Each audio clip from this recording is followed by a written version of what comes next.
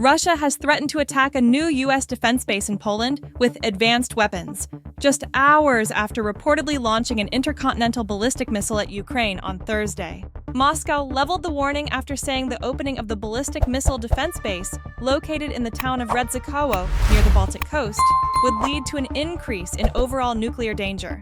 Given the nature and level of threats posed by such Western military facilities, the missile defense base in Poland has long been added to the list of priority targets for potential destruction, which, if necessary, can be executed with a wide range of advanced weapons. Russian Foreign Ministry spokesperson Maria Zakharova said. The U.S. base at Redzikowo, which opened Nov 13, is part of a broader NATO missile shield, known as Aegis Ashore, that can intercept short to intermediate range ballistic missiles, according to the alliance. This is another frankly provocative step in a series of deeply destabilizing actions by the Americans and their allies in the North Atlantic Alliance in the strategic sphere, Zakharova said of the base's opening. This leads to undermining strategic stability, increasing strategic risks, and, as a result, to an increase in the overall level of nuclear danger. Poland stressed that the base does not pose a threat and does not hold nuclear missiles.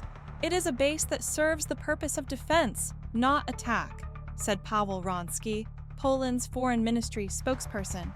Such threats will certainly serve as an argument to strengthen Poland's and NATO's air defenses, and should also be considered by the United States.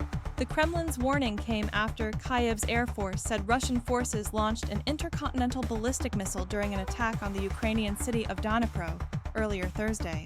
The Ukrainian Air Force said the missile was fired from the Russian region of Astrakhan, some 435 miles from Dnipro in east-central Ukraine. Today, there was a new Russian missile.